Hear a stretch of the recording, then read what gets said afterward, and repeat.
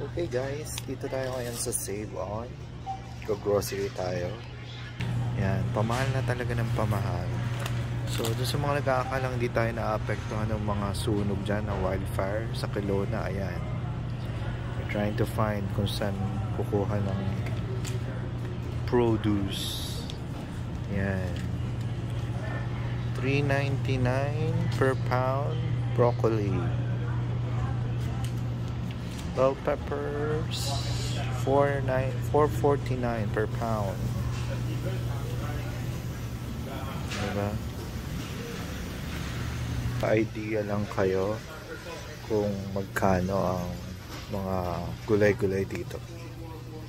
And ang broccoli, hindi pala broccoli, cabbage, $1.69 per pound.